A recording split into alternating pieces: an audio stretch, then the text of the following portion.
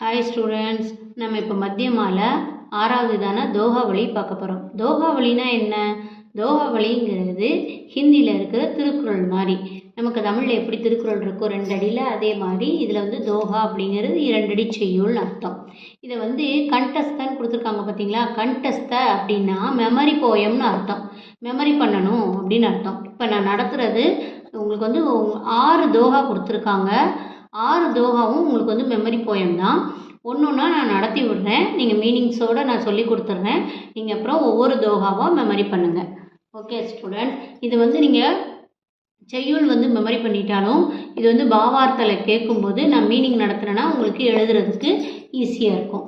கஸ்தூரி குண்டல் பசே மிருக டூண்டே பன் மாஹி ஐசே கட்டி கட்டி ராம்கை துனியா தேக்கை நாகி. கஸ்தூரி குண்டல் பசே மிருக டூண்டே பன் மாகி ஐசே கட்டி கட்டி ராம்கை துனியா தேக்கை நாகி. அதாவது என்ன சொல்லியிருக்காங்க அப்படின்னா, கஸ்தூரி மான், கஸ்தூரி குண்டல், அதாவது என்ன அர்த்தம்னா, இந்த கஸ்தூரி மான் இருக்குது பார்த்தீங்களா, மான் வகையில் இது ஒரு வகையான மான். இந்த மானுடைய வயிற்றுல தான் ஒரு வாசனையான பொருள் வந்து உண்டாகுமா. கஸ்தூரி அப்படிங்கிற அந்த பொருள் வந்து உண்டாகும். அதுக்கு வந்து ரொம்ப மணக்கும். அது வந்து 4 பக்கமும் ரொம்பவே மணக்குமா. அந்த மனம் எங்கேருந்து வருதுன்னு இந்த கஸ்தூரி மானுக்கு கண்டுபிடிக்க முடியாதாம். அந்த மாதிரி தான் நம்ம இருக்கிறோம். நமக்குள்ள கடவுள் இருக்கிறாரு. அந்த இது தெரியாமல் நமக்கு எங்கே கிடைக்கிறாங்க, எங்கே இருக்கிறாங்க, சாமி எங்கே இருக்காங்க அப்படின்னு நம்ம வந்து கோயிலாக போகிறோம், அங்கங்கே போகிறோம், எங்கேயோலாம் போகிறோம் அப்படின்னு சொல்லியிருக்காங்க. இந்த 2 தோஹா, முதல் 2 தோஹா வந்து கபீர்தாசரோட தோஹா. கபீர்தாசர் அப்படி சொல்லியிருக்கிறாரு. அதாவது நம்ம என்னென்னா, கஸ்தூரி மான் எப்படி தனக்குள்ளேயே இருந்து வாசனையை தெரியாமல் அது வந்து வெளியில் எங்கேருந்தோ வருது மனம் அப்படின்னு தேடி அலையுதோ, அதே போல் நமக்குள்ளே உள்ள கடவுள் நமக்கு தெரியாமல் நம்ம உலகத்தில் அதை தேடி கண்டுபிடிச்சிக்கிட்டு இருக்கோம் அப்படின்னு சொல்கிறாரு. நெக்ஸ்ட்டு, குரு கோவிந்த் தோவு கடே காக்கே லாகம் பாய் பலிகாரி குரு ஆப்னே கோவிந்த் दियो बताई. गुरु गोविंद दोवु खड़े काके लागों पाई बलिहारी गुरु आपने கோவிந்த் தியோ பத்தாய். அதாவது குருவும் கோவிந்தனும் இருக்காங்க. குருன்னா யாரு? டீச்சர். கோவிந்தன்னா யாரு? கடவுள். இந்த 2 பேரும் நமக்கு பக்கத்தில் வராங்க. அப்படி வரும்போது நீ முதல்ல யாருக்கு வந்து நமஸ்காரம் பண்ணுவ, அதாவது வணக்கம் செலுத்துவ அப்படின்னு கேட்டிருக்காங்க. அப்படி கேட்கும்போது நம்ம என்ன சொல்கிறோன்னா, முதல்ல அந்த காலத்தில் என்ன சொல்லியிருக்காங்கன்னா, மாதா பிதா குரு தெய்வம், அதுதான் சொல்லியிருக்காங்க. நமக்கு வந்து மாதா அம்மா அப்பா, அதுக்கப்புறம் குரு, அதுக்கப்புறம் தான் தெய்வம். இந்த மாதா பிதா 2 பேரும் சேர்ந்தால் நமக்கு குருவை காட்டுறாங்க.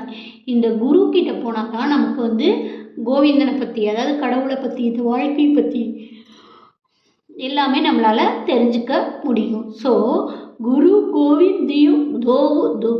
கோவிந்த் தோவு கடே காக்கே லாகும் பாய் பலிகாரி குரு. அப்படி எப்பவுமே குரு வந்து தன்னை அர்ப்பணிச்சுக்கிட்டு சாக்ரிஃபைஸ் பண்ணி கோவிந்த் தியோ பத்தாய், இது கோவிந்தனை நமக்கு காட்டுறாங்க.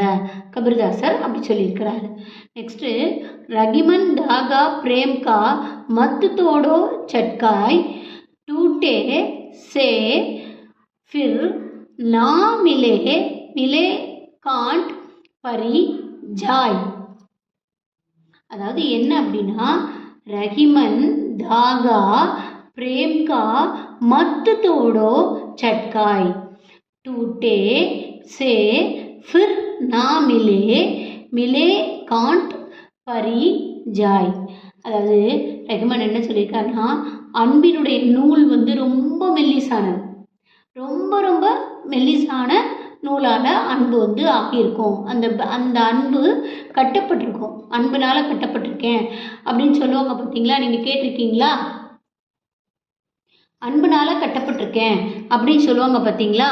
அந்த மாதிரி அன்பனால் கட்டப்பட்ட நூல் வந்து ரொம்பவே மெல்லிசானது. யாராவது அதை அதாவது அறுத்து போடணும், அந்த அன்பை உடைக்கணும்னு நினச்சாங்கன்னா உடைக்க முடியாது. சப்போஸ் உடைச்சிட்டாங்க அப்படின்னா அந்த அன்பு திரும்பி சேரவே சேராது. சேர்ந்தாலுமே அது எப்படி இருக்குமா, உதட்டளவு தான். மிலே காண்ட் பரி ஜாய், அது வந்து எந்த அளவில் இருக்கணுமா, உதட்டளவில் தான் இருக்குமா. ஸோ எப்போவுமே அன்பை வந்து நம்ம என்ன செய்யக்கூடாது, பிரிக்கக்கூடாது. ரஹிமன் தாகா பிரேம்கா மத்து தோடோ, யாராலையும் பறிக்க முடியாது. சட்காய் டூட்டே சே ஃபிர் நாமிலே, அப்படி சப்போஸ் உடைச்சிட்டாங்க அப்படின்னா அது கிடைக்காது திருப்பி. மிலே காண்ட் அப்படியே கிடைச்சாலும் அது எந்த அளவுக்கு தான் இருக்குமா, உதட்ட அளவுக்கு தான் இருக்குமா. இதுதான் வந்து ரஹீம் சொல்கிறாரு. இந்த தோகா யார் சொல்லியிருக்கா, அடுத்தது நம்ம பார்க்க போகிறது 4வது தோகா. வித்யா தன் உத்தாம் பினா கஹோ ஜூ பாவை கௌன், பினா டுலாயே நாமிலை ஜியோ பங்கா கி பௌன். வித்யா தன் உத்தாம் பினா கஹோ ஜூ பாவை கௌன், பினா டுலாயே மிலை ஜியோங் பங்கா கி பௌன்.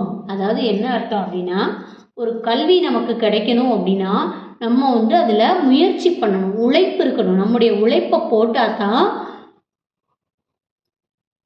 அந்த கல்வி நமக்கு கிடைக்கும். டீச்சர் எத்தனை தான் முயற்சி பண்ணாலும் நம்மளோட முயற்சி, நம்மளோட உழைப்பு இருந்தால் தான் நம்மளால் அந்த பாடத்தை கற்றுக்க முடியும். இப்போ நமக்கு இறகுகள் இருந்தாலுமே பறக்க நம்ம முயற்சி செஞ்சால் தான் காற்றோட உதவியால் பறக்க முடியும்.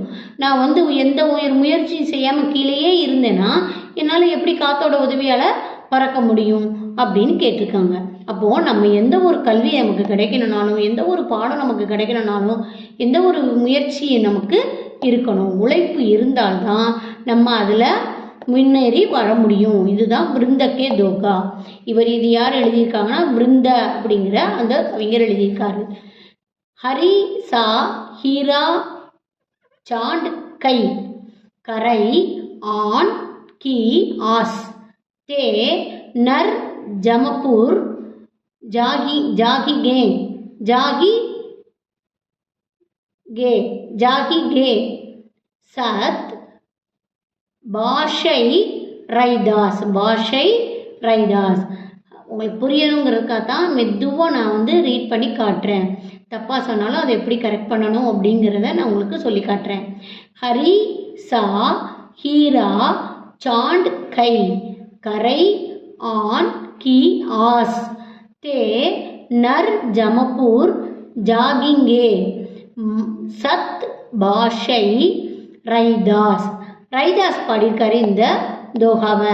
ரைதாஸ் என்ன சொல்லியிருக்காரு அப்படின்னா, இஸ் தோகே மே ரைதாஸ் கப்தே ஹம் பகவான் தோ ஹீரா ஹை. அதாவது பகவான் வந்து வைரம் மாதிரியாம், பகவான் வந்து வைரம் மாதிரி. लेकिन लोग अपने अहंभाव के कारण भगवान का ஸ்மரன் நகி கர்த்தே. அதாவது மக்கள் வந்து தன்னுடைய அகம்பாவத்தின் காரணத்தினால கடவுளை நினைக்கிறதே கிடையாது. ரைதாஸ் கா வச்சன் கை கி ஐசே லோக் யமபூர் ஹி ஜாயங்கே. அதாவது அவர் என்ன சொல்கிறாருன்னா, இந்த மாதிரி இருக்கிற மக்கள், அகம்பாதத்தோடையும் ஒரு திமிரோடையும் இருக்கிற இந்த மக்கள் வந்து யமபுரத்துக்கு தான் போவாங்களே தவிர கடவுளினுடைய சன்னதியை அடைய முடியாது அப்படிங்கிறத ரைதாஸ் வந்து இந்த தோகால சொல்லியிருக்காங்க. அடுத்தது துளசிதாஸ். ஆவத்கி ஹர்ஷேனகி நைனன்னகி சனே துளசி தகாங் ந ஜாயியே கஞ்சன் பர்சே மேக். அதாவது ஆவத்கி ஹர்ஷேனகி நைனன்னகி, பாரு, நைனன்னகி சனே துளசி தகாங் ஜாயியே ந ஜாயியே கஞ்சன் பர்சே மேக்.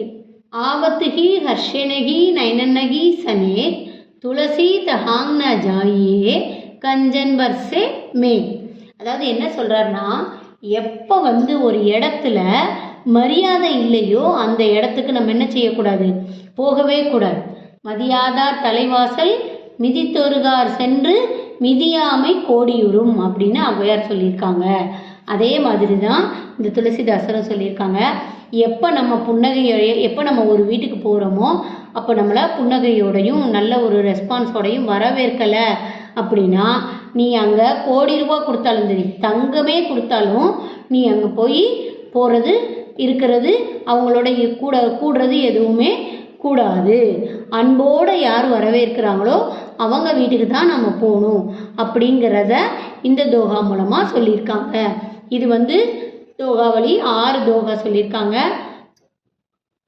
ஒவ்வொரு தோகாவாக நீங்கள் படித்து பார்த்து படிச்சிங்கன்னா மீனிங்கோடு படிச்சிங்கன்னா ரொம்ப நல்லது எழுதும்போது உங்களுக்கு தோகா மட்டும்தான் எழுத சொல்லுவாங்க ஒரு சப்போஸ் பாவார்த்தால இந்த தோகா கேட்டாங்கன்னா நீங்கள் மீனிங்கோடு எழுதுறதுக்காக தான் நான் உங்களுக்கு மீனிங்கோடு நடத்தி விட்டுருக்கேன் thank you student next lesson next வீடியோவில் பார்க்கலாம்